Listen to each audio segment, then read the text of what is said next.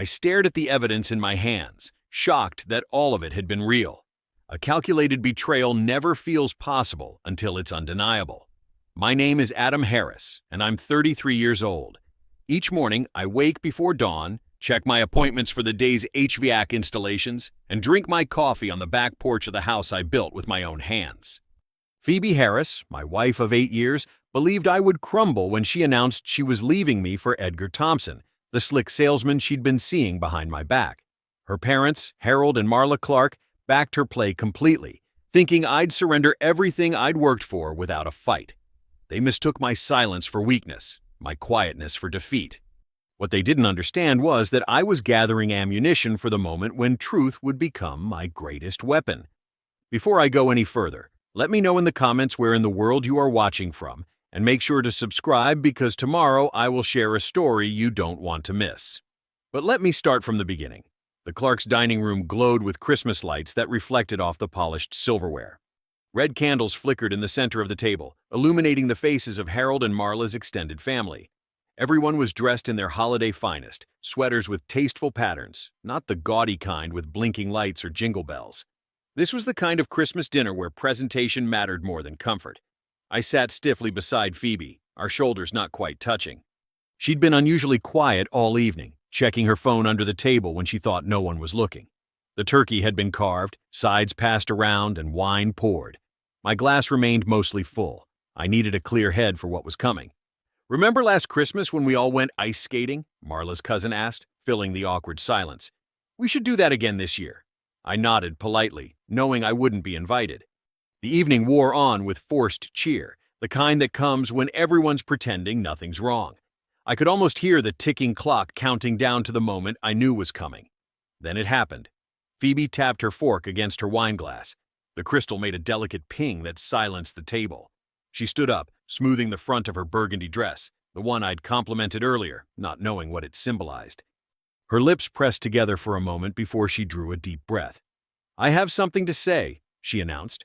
Her voice carried a rehearsed quality. "I don't love Adam anymore. I'm leaving him." The dining room froze. Forks hovered mid-air. A piece of bread remained half-buttered.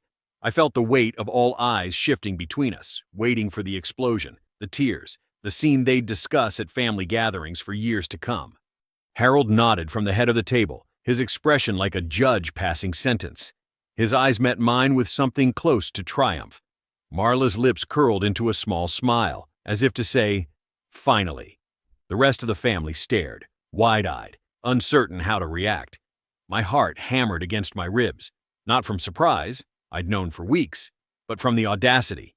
Christmas dinner, a public execution of our marriage. I set down my fork with deliberate care and lifted my glass.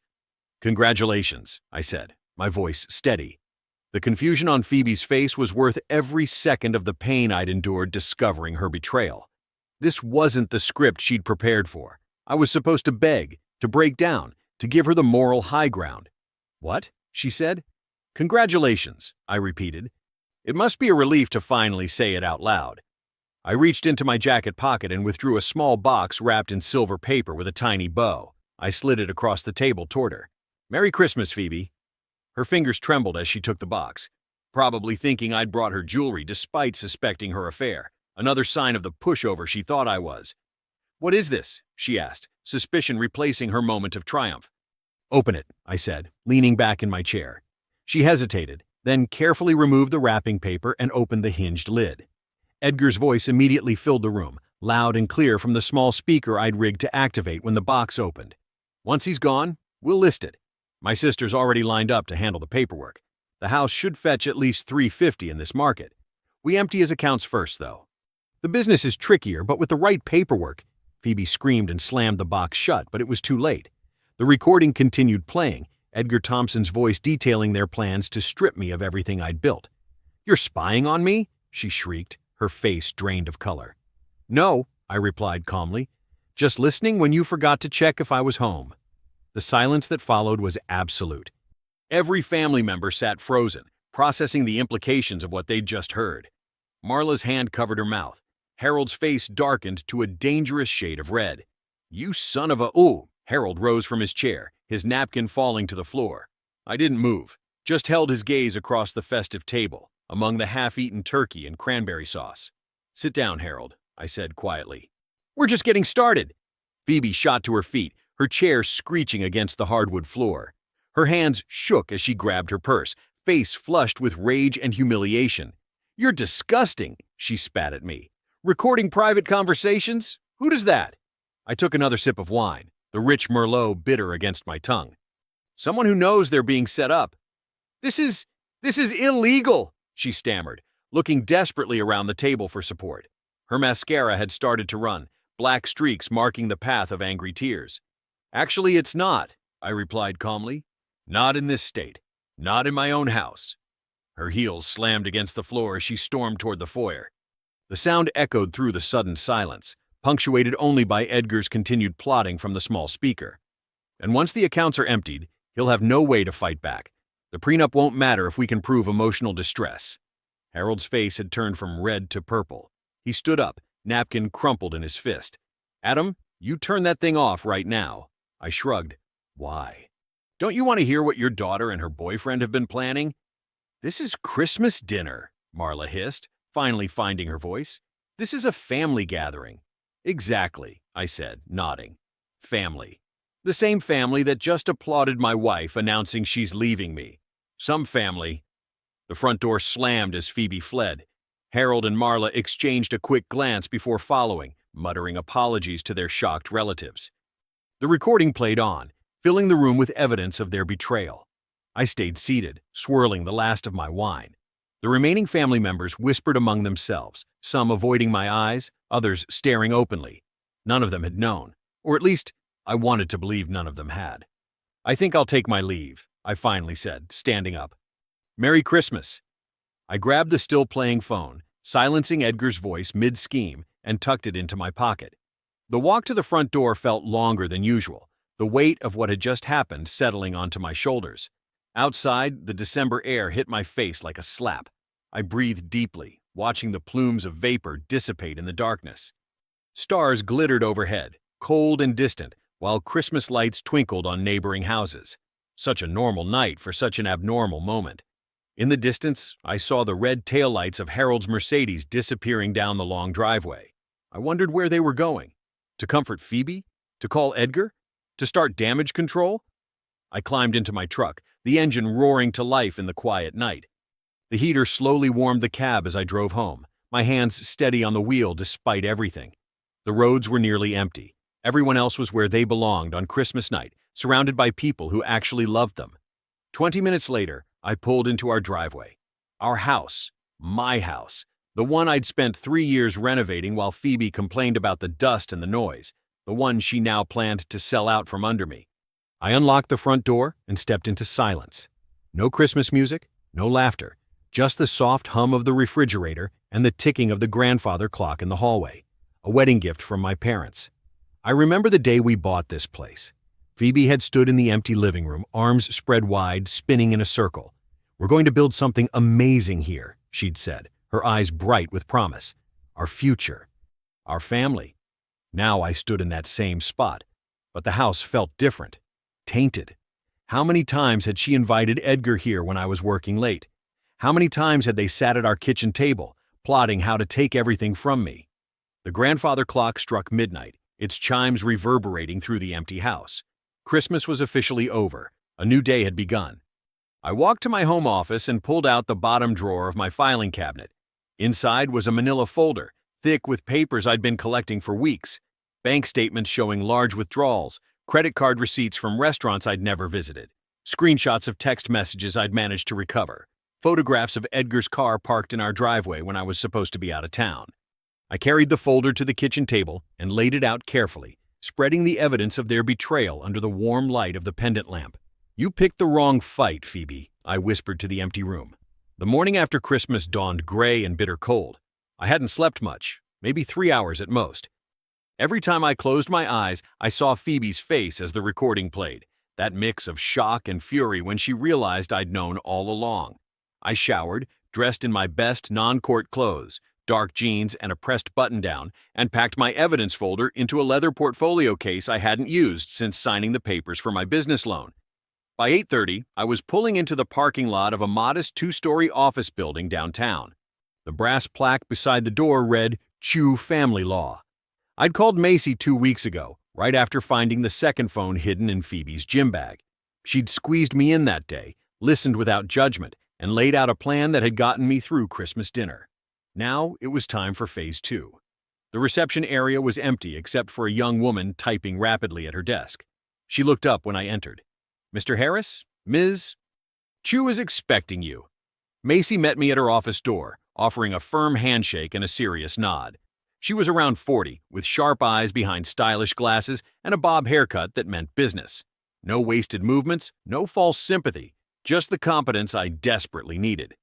I'm guessing from your face that you followed through, she said, gesturing me to a chair across from her desk. I did. I set my portfolio on the desk. It went exactly like you said it would. She sat down, folding her hands in front of her. Tell me everything. Don't leave anything out. I recounted the previous night's events, Phoebe's announcement, her family's reaction, the recording, the aftermath. Macy listened without interruption, occasionally making notes on a legal pad. And you're certain no one but you touched the recording device? She asked when I finished. Positive. I picked it up myself after they left. Good. She nodded. One-party consent applies here. You were part of the original conversation with Edgar, so the recording is admissible. She opened the portfolio and began examining my evidence. Bank statements showing Phoebe's unexplained withdrawals over the past 3 months, the transcript I'd made of Edgar's recording, photos of his car at our house, and finally, the prenuptial agreement Phoebe had signed 5 years ago. Macy ran her finger down the prenup, pausing at specific sections. This is solid? She signed this willingly? Yes, her father actually insisted on it. He thought I was after their money. I couldn't help the bitter laugh. Ironic, right? Macy looked up, her expression serious, but with a hint of satisfaction. Adam, I want you to understand your position here. It's strong, stronger than most clients who walk through that door. She turned the prenup toward me, pointing to a highlighted paragraph. This shields your business completely. It's your premarital asset, and the language is airtight. The house is more complicated since you bought it during the marriage, but we have documentation of your renovation work, which significantly increased its value. She picked up the transcript. And this is the smoking gun. Planning to sell jointly owned property without your knowledge or consent, conspiring to access your accounts. This isn't just unethical, it borders on criminal fraud. For the first time since discovering Phoebe's betrayal, I felt something like control returning. Not happiness, that was still far away, but the steady certainty that I wasn't powerless. So, what do we do now? I asked. First, we file for legal separation immediately, today if possible. Then we freeze joint assets before she can move anything else. Macy was already typing on her computer. I'll draft an emergency motion for temporary orders regarding the house and accounts. By early afternoon, I'd signed more papers than I could count. Each signature felt like another brick in the wall I was building between my old life and whatever came next. We should hear from the judge within 48 hours, Macy said as she walked me to the door. In the meantime, document everything. If she contacts you, record it. If she shows up at the house, don't engage. Just note the time and what was said. I nodded, clutching my now lighter portfolio. I can do that. Outside, the winter sun had finally broken through the clouds, casting weak light across the street. I was heading to my truck when I noticed a familiar car parked in front of a cafe across the street. Edgar's silver Audi, the one I'd photographed in my driveway too many times to count. I stopped, my breath catching in my throat. Through the cafe window, I could see them, Phoebe and Edgar, sitting close together at a corner table. Her hand was on his arm, her head bent toward him as she spoke intently. Neither of them looked up. Neither of them saw me standing there, 20 yards away, watching their strategy session unfold. My fingers tightened around the portfolio. This wasn't speculation anymore. It wasn't suspicion or paranoia. It was right there in front of me, open warfare, declared on Christmas, and now being plotted in broad daylight. The courthouse steps seemed steeper than they should have been that morning. Maybe it was the weight of the evidence folder tucked under my arm, or maybe it was knowing that on the other side of those heavy wooden doors, I'd have to look Phoebe in the eye for the first time since Christmas dinner. You ready? Macy asked beside me, professional in a navy suit that somehow made her look even more formidable. As I'll ever be, I replied, my voice steadier than I expected. Inside, the mediation room was smaller than I'd imagined. Just a long table with chairs, no bench or witness stand like in the courtroom dramas Phoebe used to binge watch. The walls were beige, the carpet industrial gray. Nothing about it suggested lives were being dismantled here every day. We were first to arrive. Macy arranged her files with military precision, placing my folder at the center of our side of the table. "Remember," she said quietly, "let me do the talking. If they provoke you, just breathe and look at me." I nodded, flexing my fingers under the table to work out the tension. The door opened, and Phoebe walked in with a thin, sharp-faced attorney who couldn't have been much older than we were. Harold followed behind them, his presence unexpected but not surprising. Of course he'd be here. Of course he wouldn't trust Phoebe to handle this alone. Our eyes met briefly, Phoebe's and mine. For a split second, I saw something flicker there. Not regret, exactly. More like calculation, as if she was measuring the distance between us and finding it shorter than she'd hoped. She wore her black pantsuit, the one she'd bought for job interviews, claiming it made her look serious and professional. I remembered holding the shopping bags while she tried it on, remembered her twirling in front of the dressing room mirror. The memory hit me like a physical blow, and I quickly looked away. The mediator arrived last, a gray-haired woman with reading glasses on a chain around her neck. She introduced herself as Miss Sanders and laid out the ground rules with the practiced efficiency of someone who'd heard every possible argument before. "We're here to determine preliminary asset division and maintenance during separation proceedings," she said. "This is not a trial. I'm not a judge. But my recommendations will be submitted to the court." She glanced between us. "Who would like to begin?" Phoebe's attorney straightened his tie. "We will, thank you." He slid a document across the table. "My client contests the validity of the prenuptial agreement signed 5 years ago. Circumstances have materially changed since then." "How so?" Ms. Sanders asked, skimming the document. "Mr. Harris's business has grown substantially. My client contributed to household expenses, allowing him to reinvest profits. She essentially subsidized his success while putting her own career on hold." I felt my jaw tighten, but Macy's hand on my wrist kept me silent. "Furthermore," he continued, "the agreement was signed under duress. Mrs. Harris felt pressured by family expectations." Harold shifted in his seat, crossing his arms. I caught his eye and saw the challenge there, the same look he'd given me across the Christmas table when Phoebe made her announcement. Macy waited for him to finish before speaking. "Mrs. Sanders, the prenuptial agreement is thoroughly valid. It was drafted by independent counsel, witnessed appropriately, and contains no unconscionable terms." She tapped my folder. "But, more importantly, we have evidence of fraudulent intent that renders Mrs. Harris's claims moot." She pulled out the bank statements, laying them in a neat row. "These are records of withdrawals from the joint household account, totaling over $15,000 in the past 3 months. And these," she produced another set of papers, "are records of a bank account opened jointly by Mrs. Harris and Mr. Edgar Thompson, where those funds were deposited." Miss Sanders frowned, accepting the documents. "And Mr. Thompson is?" "The man Mrs. Harris has been having an affair with," Macy said matter-of-factly. "The same man who was recorded discussing plans to sell Mr. Harris's home without his knowledge and access his business accounts." Phoebe's face flushed dark red. Her attorney leaned over, whispering urgently in her ear. Harold's expression had turned from challenging to thunderous.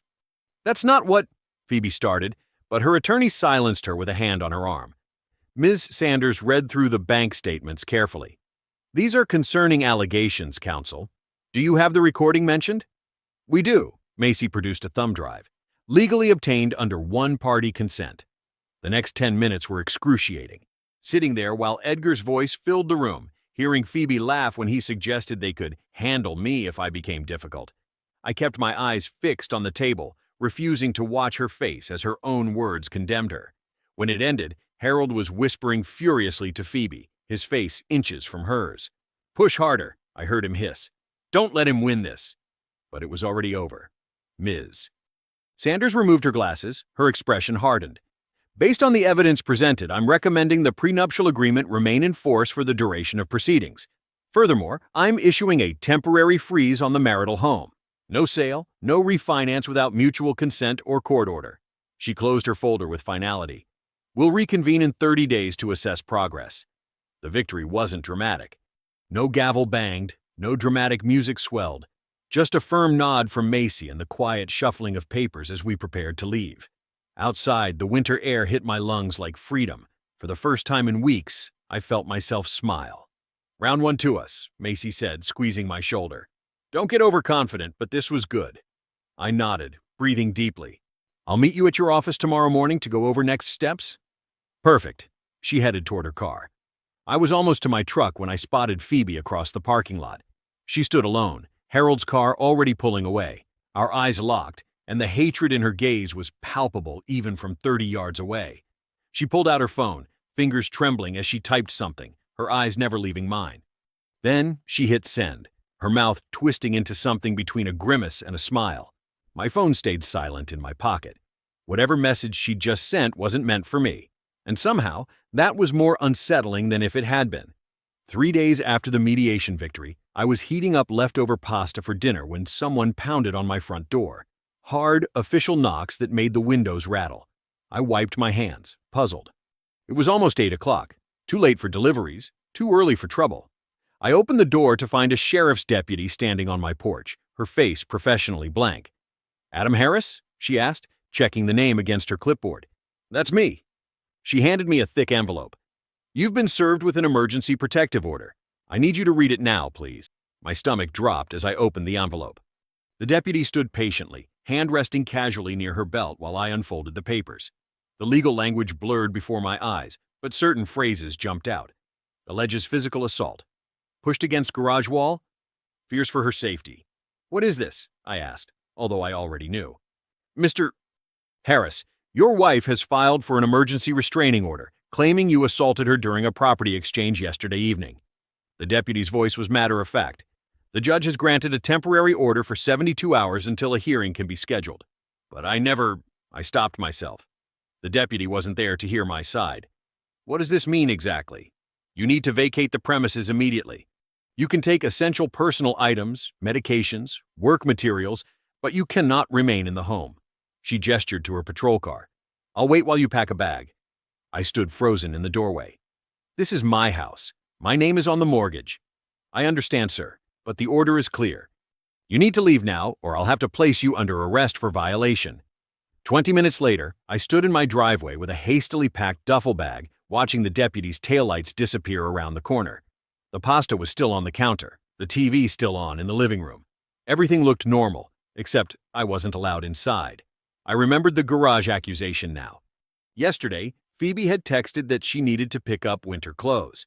I'd left the boxes in the garage and gone to work, avoiding her entirely. We hadn't even been in the same place at the same time. I sat in my truck, hands gripping the steering wheel, trying to process what had just happened. Phoebe knew she was losing the legal battle, so she'd invented an assault. Classic move. Get me out of the house, play victim, turn public opinion. And it was working. I was homeless in my own driveway. By midnight, I'd driven to the edge of town, parking under a flickering streetlight in the back corner of a 24-hour grocery store lot. I reclined the seat as far as it would go, but sleep wouldn't come. The February cold seeped through the windows despite the heater running every 20 minutes. Each time I closed my eyes, I saw Phoebe's smirk in the courthouse parking lot. She'd planned this all along. When dawn broke, I was already awake, stiff and cold in yesterday's clothes. I drove to a gas station, splashed water on my face in the bathroom, and bought the strongest coffee they had. Then I pointed my truck toward the one person who might have seen what really happened. My neighbor, Mr. Cantu. The old man answered on the second knock, eyebrows rising when he saw my rumpled state. "Adam? You look like hell warmed over." "Sorry to bother you, Mr. Cantu. Can I come in for a minute?" He stepped back, gesturing me inside. His house smelled like coffee and toast. "Phoebe's saying I pushed her against the garage wall yesterday when she came to get her things," I explained, accepting the mug he offered. "But I wasn't even home. I was wondering if your security cameras might have caught anything." Mr. Cantu scratched his chin. "Let me check. I installed those Ring cameras after the Petersons got broken into last year." He led me to a small desk where his laptop sat open. A few clicks later, we were scrolling through footage from the previous afternoon. "What time did she say this happened?" he asked. "Around 5, according to the report." We found the timestamp. Phoebe's car pulled into my driveway at 5:07 p.m. The camera angle showed the entire front of the garage and part of the driveway. For 10 minutes, Phoebe remained in her car, occasionally looking at her phone. At 5:18, she popped her trunk, walked to the garage, grabbed 2 boxes, and loaded them. Not once did she go inside the garage. By 5:24, she was driving away. "She never even went in," Mr. Cantu muttered. "And you weren't there at all." "Can I get a copy of this?" I asked, relief washing through me. He nodded, inserting a flash drive. "Taking advantage of the system like that? It's not right."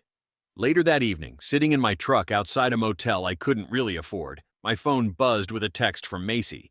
She'd forwarded a screenshot from Edgar to Phoebe that her paralegal had uncovered during discovery. "Make it look good. He'll fold once the judge believes you." I stared at the screen, a cold smile forming.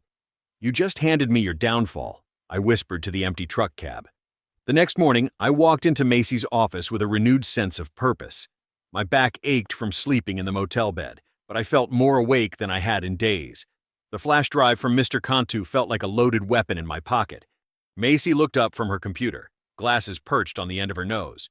"You look like you spent the night in your truck."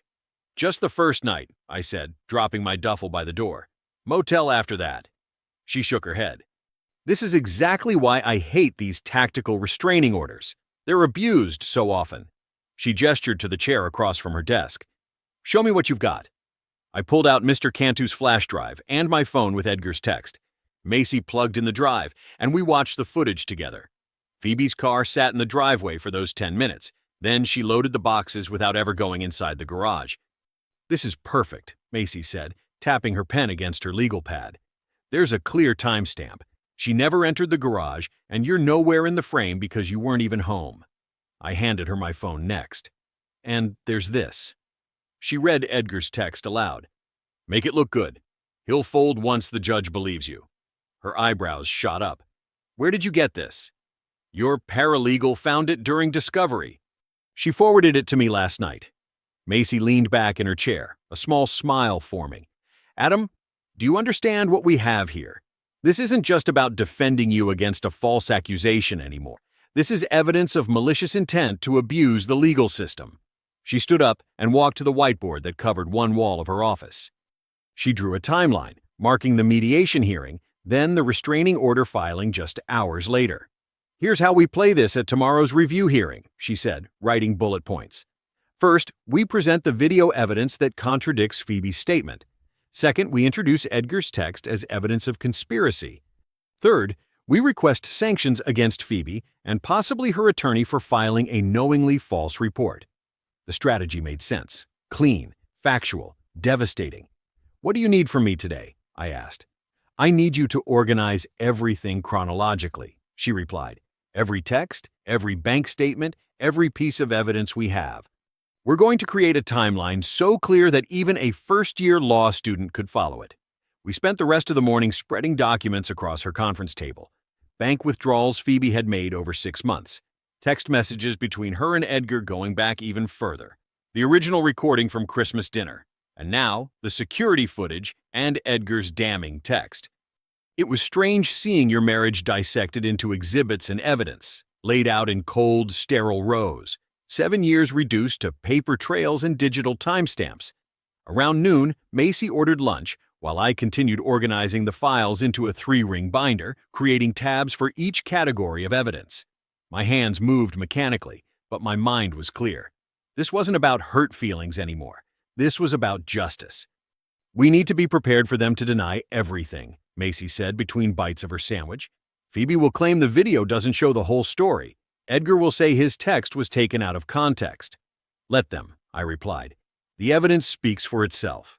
By late afternoon, we had our case mapped out minute by minute. Macy was confident, and for the first time since Christmas, so was I. "Get some rest tonight," she advised as I packed up my things.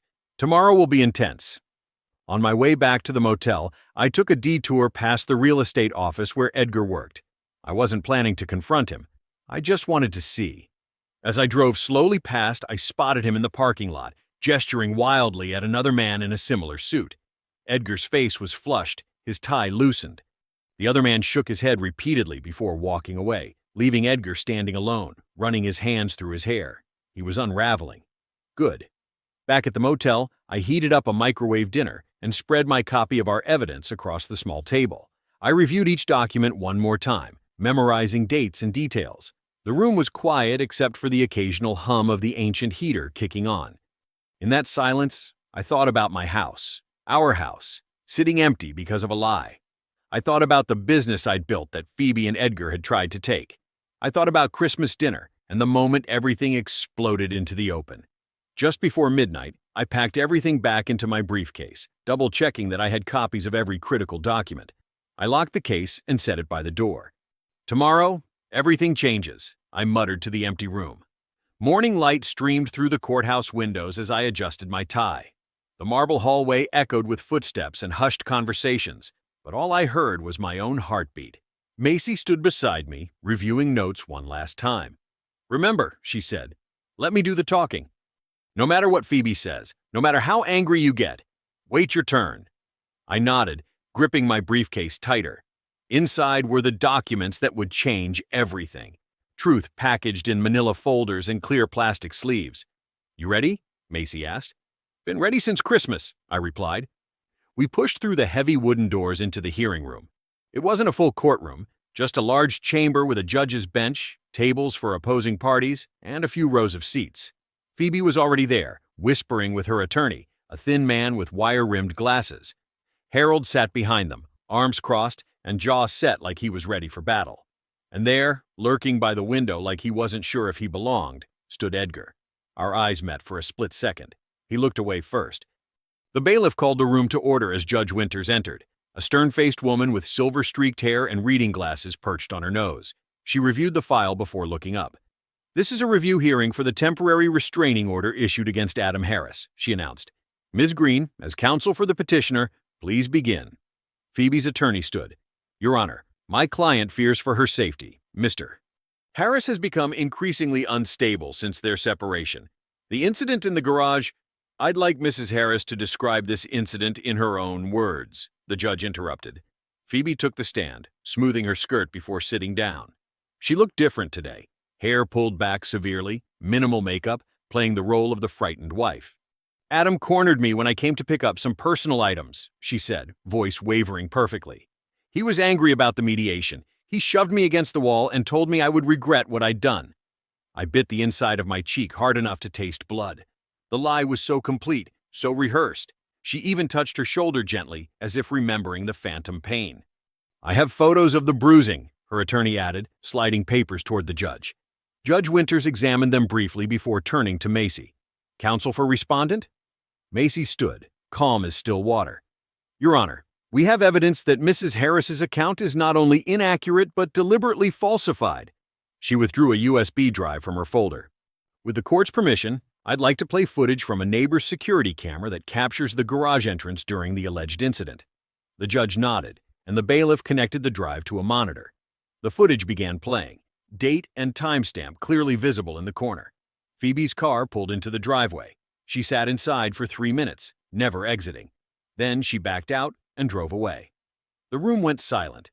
"As you can see," Macy continued, "Mrs. Harris never left her vehicle, let alone entered the garage where she claims the assault took place."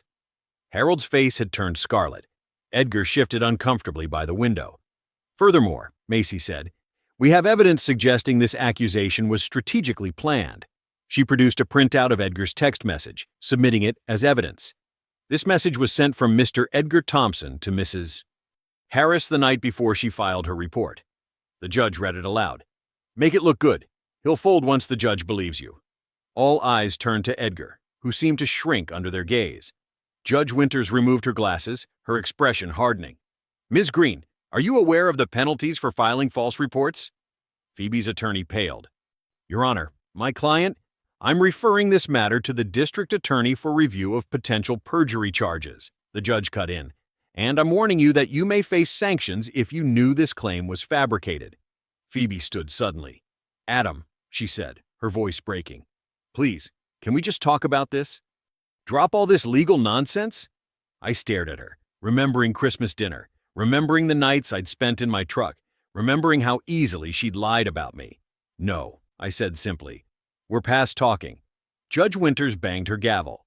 "The temporary restraining order is dissolved immediately. Mr. Harris may return to his residence. All parties will prepare for a final mediation session next week." She fixed Phoebe with a stern look. "And Mrs. Harris, I strongly suggest you reconsider your approach. This court does not look kindly on manipulation of the legal system." As we gathered our papers, I watched Phoebe's face. The mask had slipped, revealing something I'd never seen before: genuine fear, not of me, but of consequences. For the first time since this began, she understood she wasn't going to win. The mediation room in Macy's office was all polished wood and professional distance. No courtroom drama, no audience, just 6 people around a table about to finish what Christmas dinner had started. I sat beside Macy, my hands folded on the smooth tabletop. Across from us sat Phoebe, her lawyer Ms. Green, and Harold, all wearing expressions that mixed defiance with uncertainty. Edgar slipped in last, looking like he'd rather be anywhere else. The mediator, a gray-haired man named Mr. Dobson, cleared his throat. "We're here to resolve the division of assets between Adam and Phoebe Harris. Given recent developments in court, all parties have agreed this is preferable to continued litigation." He didn't need to spell out those recent developments. Everyone in the room knew Phoebe was one step away from perjury charges. "Before we begin discussing terms," I said, my voice steadier than I expected, "I want to make sure we're all working from the same understanding." I placed my phone on the table. The screen reflected the overhead lights as I pressed play. Edgar's voice filled the room again. "Once he's gone, we'll list it. My sister's already lined up to handle the paperwork. The equity's at least $250, and with his savings and the business accounts..." Phoebe's response followed. "I just need to get through Christmas first. Then I'll tell him." I watched their faces as their own words condemned them. Phoebe's eyes filled with tears, but I'd seen that performance before. Harold's face flushed dark red, his fists clenching on the table. Edgar just stared at the floor, muttering a curse under his breath. When the recording ended, I switched it off. The silence hung thick. "This recording, along with the bank records showing transfers to a joint account between Mrs. Harris and Mr. Thompson, establishes clear intent to defraud," Macy said, her tone professional. "Combined with the false accusation that's now been referred to the district attorney's office, Mrs. Harris has significantly compromised her position." Ms. Green leaned forward. "We're willing to discuss a reasonable settlement." "There's nothing to discuss," Macy interrupted, sliding a folder across the table. "The prenuptial agreement is binding. Mr. Harris's business remains solely his property. The house, which Mr. Harris purchased prior to the marriage and made all payments on, remains his property. Mrs. Harris will forfeit any claim to these assets." Harold slammed his palm on the table. "This is ridiculous." "My daughter isn't walking away with nothing." The mediator raised his hand. "Mr. Clark, please, you're here as an observer only." "Actually," Macy continued, unfazed, "Mrs. Harris will be required to reimburse Mr. Harris's legal fees given the court's finding regarding her false report. We've calculated that amount at $12,340. Phoebe's face went pale. "I don't have that kind of money." "The joint account you opened with Mr. Thompson currently holds $18,675, Macy replied, sliding another document forward. "That should cover it." I remembered the day I'd found those bank statements, how my hands had shaken, how the betrayal had burned in my chest. Now I just felt a cold satisfaction watching the reality sink in. Edgar shifted uncomfortably. "I'm not a party to their divorce." "I don't see why I'm required to be here." "You're named in multiple legal documents as a co-conspirator in an attempted fraud," the mediator explained. "Your presence ensures transparency. My client would like to point out that neither Mr. nor Mrs. Clark have any legal liability here," Ms. Green added quickly. I glanced at Harold, whose eyes wouldn't meet mine. "Maybe not legally," I said, "but everyone in this room knows they were part of this from the beginning." The mediator nodded. "Let's focus on finalizing terms. The settlement documents are prepared. Does anyone have questions before we proceed to signatures?" Phoebe looked up at me, mascara streaking her cheeks. "Adam, can we talk privately?" "Just for a minute?" I held her gaze, thinking of Christmas morning 3 years ago, when she'd wrapped her arms around me after opening the necklace I'd saved for months to buy. Thinking of how easily she'd planned to throw everything away. Thinking of the nights I'd spent in my truck while she slept in our bed. "No," I said firmly. "You stood up at Christmas and made it public. I'll finish it public." The mediator pushed the settlement papers forward. "Mrs. Harris?" Her hand trembled as she signed each page, officially ending our marriage and her claims to everything I'd built. When it was done, she stood up quickly, not looking at anyone. Harold followed her, his shoulder bumping mine as he passed. The war was over, and I had won. 3 weeks after the mediation, I unlocked the front door of my house. My house. The words still felt strange in my mind, not because I'd ever doubted they were true, but because I'd come so close to losing everything. The settlement had been finalized yesterday, black and white, signed and sealed. I kept the house I'd bought before our marriage. My HVAC business remained untouched. The judge had formally sanctioned Phoebe for the false accusation, adding a note to the record that would follow her if she ever tried anything similar again. And true to Macy's word, Phoebe had to reimburse my legal fees from that hidden account she'd opened with Edgar. $18,000 they'd squirreled away, planning their future on the ruins of mine. Now that money was paying the people who'd helped me fight back. I set my grocery bags on the kitchen counter and started unpacking. Chicken, vegetables, rice. Simple food for a simple night. No more extravagant meals to impress a woman who was never satisfied. The irony wasn't lost on me that Phoebe had always complained about my boring cooking.